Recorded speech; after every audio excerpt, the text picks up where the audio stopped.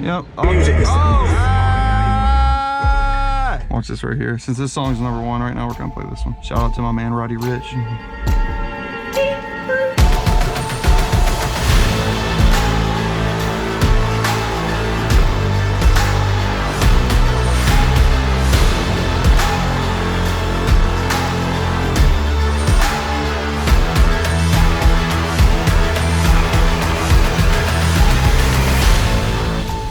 What is going on, guys? Welcome back to the channel. Today we've got a lot of cool stuff going on, so make sure you sit down, strap in, and stay tuned. We've got crazy things happening over here at the shop. Today we're going to be installing the engine into the GT350, which I'm really excited about. Doubt we're going to get it running today. We're also going to be doing a little bit of work to the GT500 here, and I've got something pretty cool to show you guys. A long time ago, I don't know if you guys remember, only the OGs will remember this. This was forever ago. It was actually right after I got the GT, the Mustang. But anyways, a long time ago, me and Daniel, we went about 3 or 4 hours from here because Daniel had to go get a Grom. And while we were getting Daniel's Grom, our friend was like, let me look on Facebook Marketplace where we're at and let's see if I can find one too. Well, it turns out that we did find him one, and whenever we went to go get it, a lot of things happened really bad that night. And by a lot of things bad happening, I mean like Daniel went into a gas station and ended up getting in almost a complete fight with this like crackhead, meth head guy on a bicycle. We saw an 18-wheeler hit a car and completely explode. It was just horrible. Anyways though, the reason that we were on that trip to begin with is because we were picking up, like I said, Daniel a Grom and my friend a Grom. This is the Grom that we bought my friend, and it turns out that he ended up selling it to a guy who ended up selling it to a guy, and somehow I found it on Marketplace and I got it back.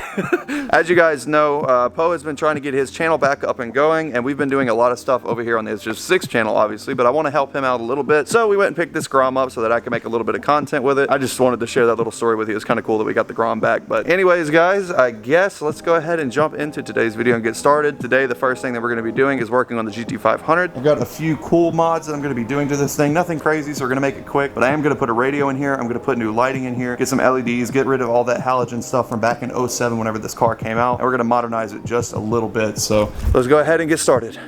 The job of installing a radio into this car is actually not that complicated. Really, the only thing that you need for the most part is a SK Tools Phillips head screwdriver. 2 screws out right here in the back. This is going to be the exact same process for any Mustang 2005 to 2009. I know those years for sure. Honestly, it probably will be for more years. There's no telling. Anyways, though, after that, you want to pull up on the console there, and the entire thing is going to come out. I'm going to take everything out of the cup holder so we don't drop anything. Now, the shifter boot is really simple, like that. You literally just pick up on it, and then you're going to want to angle it like so. So that way you can work this console out of here.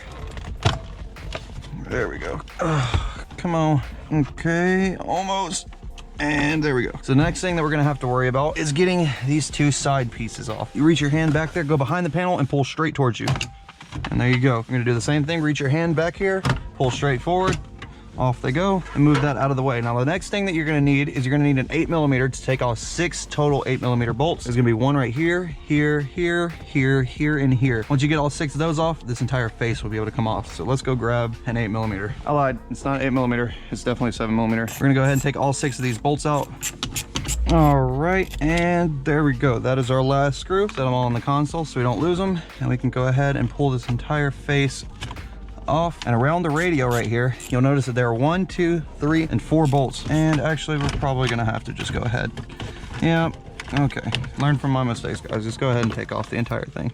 And there we go. Okay, so now that everything is actually out of the way now, I'm gonna go ahead and pull the radio straight out. And then back behind there, it's gonna be kind of hard to see, but there's a few connectors that you got to get loose. So 3 and the antenna. And just like that, our stock unit is out of the way. And so now you can look in here. These are obviously the connectors for the top, so we're not gonna look at that, but these are the 3 connectors, these 3 gray ones right here. These are the 3 that we were just now messing with. And this right here is your antenna. In this case, I'm not gonna be using this because I don't have any use for FM radio, nor does most people that I know anyway, so we're not gonna be hooking up the antenna back. In fact, I'm probably gonna remove the antenna off of the car completely. Now at this point, we're gonna take our wire harness that connects into here, and we're gonna pair it up to our factory radio, which we've got in this box. So basically, as you guys see, we've got this little connector here. This plugs into the factory harness, and then we'll take each of these wires and wire it into the radio's harness. So that way, we've got basically a bridge between the factory harness and the radio, if that makes any sense. So we've also got this little piece here, which is gonna plug in like so, and this gets wired into the harness as well, and this goes into the back of the radio, but I'll show you all, guys. But that's not really relevant. And then also we've got our dash kit here. So give me just a second, guys. This is where it gets boring because it's a lot of wiring. You can look up plenty of tutorials on how to wire up a radio, but this is what we're gonna go ahead and do. All right, guys, Doug is over there about to build out the wire harness for the radio. So while he's working on that, we're gonna work on a little bit of lighting for the car. So I've got headlights right here that are LED. I've got LED fog lights here. I've got LED reverse lights, interior lights, and also license plate lights. So the entire car, being that it is a 2007, came factory equipped with halogen lights. I do not like halogen lights at all. First thing that I'm gonna go with,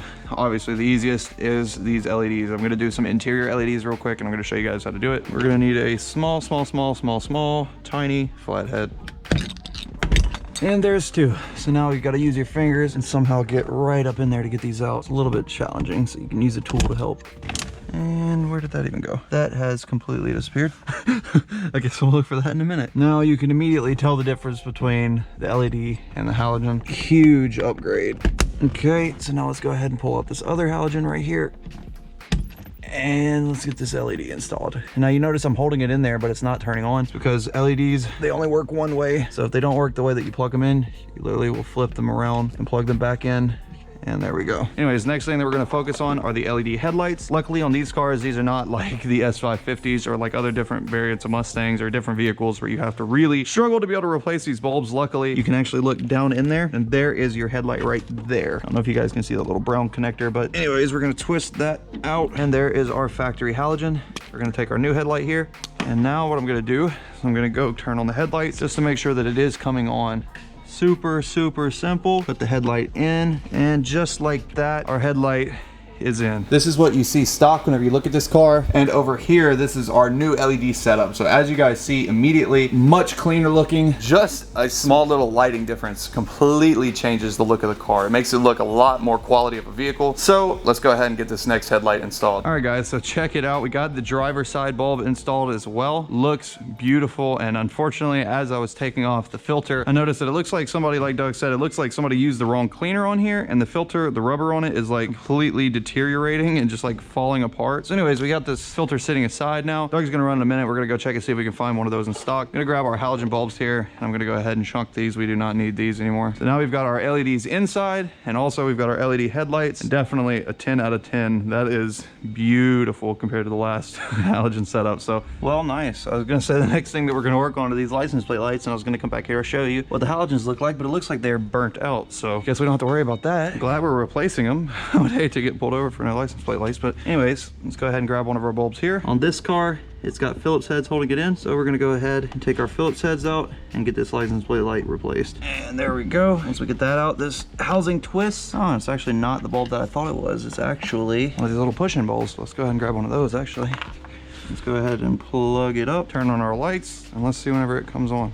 So it looks like our bulb was bad. And there we go. We've got an LED license plate bulb. Next up, I'd be installing these LED reverse lights, but I actually got a really cool surprise for you guys, which I'm not gonna run. Just know that we don't have to put these reverse lights in yet. Right now, we're testing out the radio to make sure that everything's gonna work on it. Hear audio coming from the speakers. The head unit did turn on, so that's great. Oh, what song should we play? Let's do a Trace and Mellow song. Let's do this time. Oh, yeah.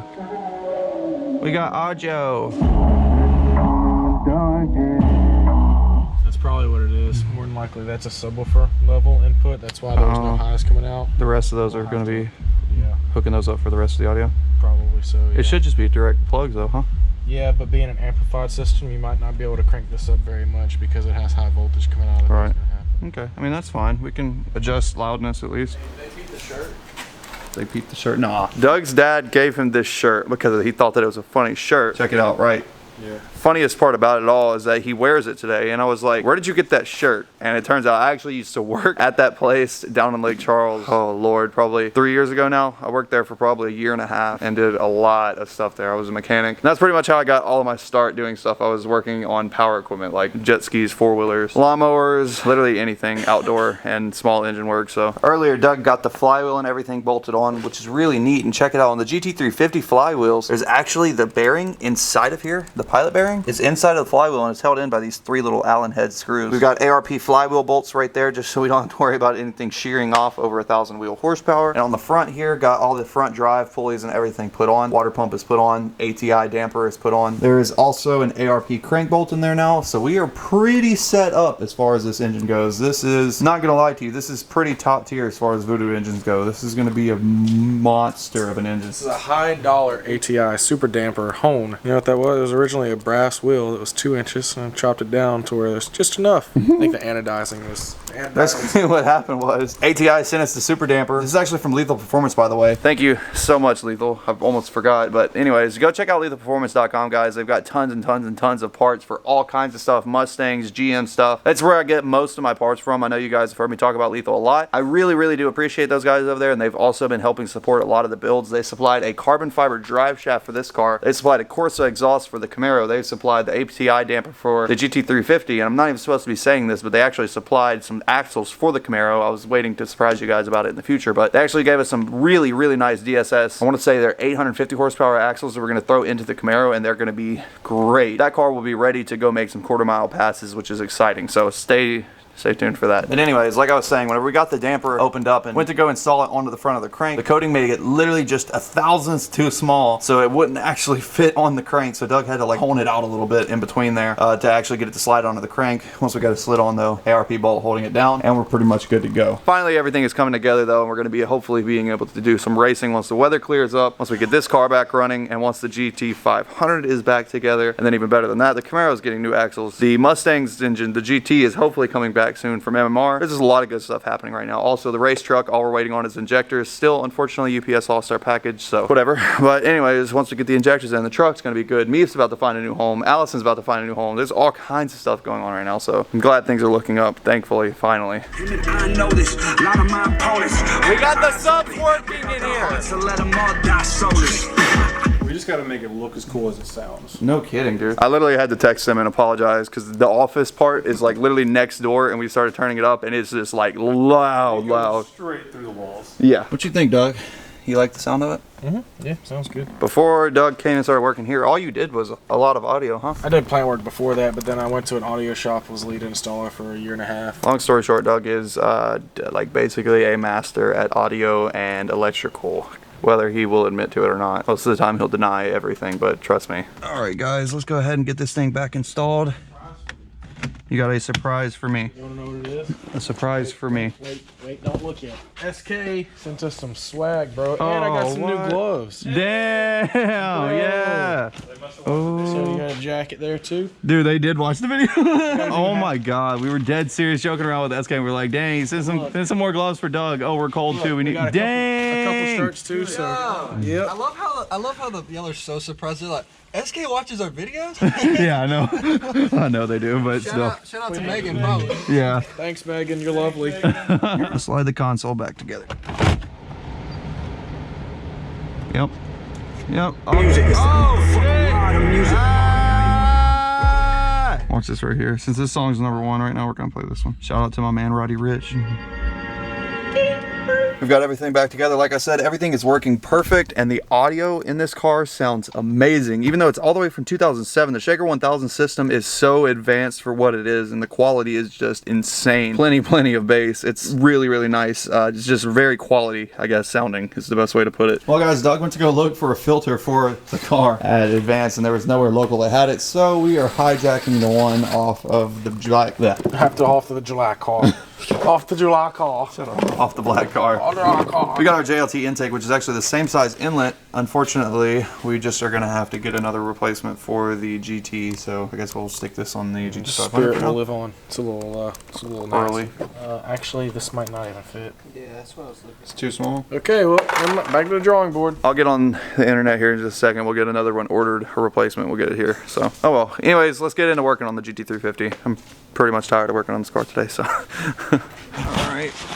In this box here is the clutch. And in case you guys have not ordered a Manic clutch, this is what you get whenever you order yours. Like I said, guys, you can go to Manic's website and you can use the code It's Just a 6 to save a lot at checkout. A lot of people have different mixed reviews about clutches. My preference always go to, as you guys have probably seen on every car that we've done, has been a Manic clutch. I just am really partial to Manic clutches, and it's actually funny. The first time that made me even want to get a Manic clutch, I don't even know if you remember this, Doug, but whenever he had his old Mustang, you put it in your car, and you told me how much you liked it at the time, so that's why I ended up going with this for the first black car a long time ago. Really cool though. They have a lot of nice packaging with the clutch. Slave cylinder, clutch alignment tool. We've got our little pucks in here, and oh, we got our billet spacer in there. Pressure plate. Oh look, they even wrote flywheel on it, sweet. But we've got a twin disc Manic clutch here. Super, super, super nice. If you guys don't remember, this clutch basically brought the Mustang, the black one, down at 971 on the stock trans and everything, and the clutch is such quality, in fact, that it didn't even hurt my stock trans doing that, and the trans is still up and running today. And luckily, Manic has pretty much got it down pat to how to save transmissions while getting a really nice and tightly grabbing clutch.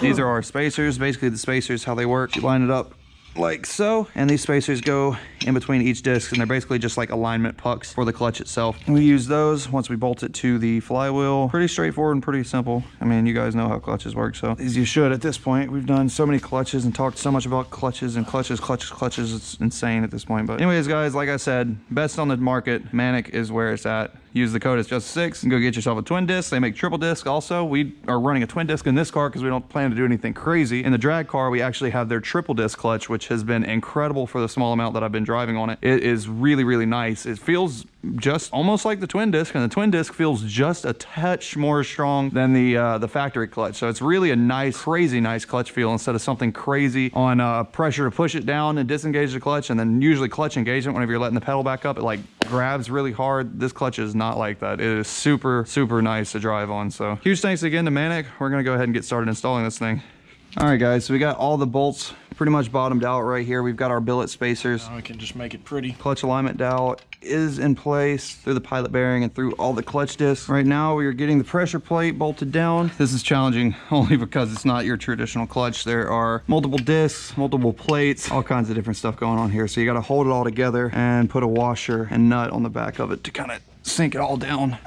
Okay, Doug, explain to them the tightening procedures for pressure plates, because this is not just tighten every bolt. We're gonna ugg-dug it until it stops. But for real though, pressure plate, you'll see that this is acts like a diaphragm, and as you suck these in, you know, if you technically just torque them, you're probably not going to bottom these out. So what you need to do is you make sure that this pressure plate gets bottomed out to all of, in this case, all of your spacers. Basically to make sure that these are completely not moving on any of them, all of them bottomed out. And that's what gives your pressure plate actual pressure.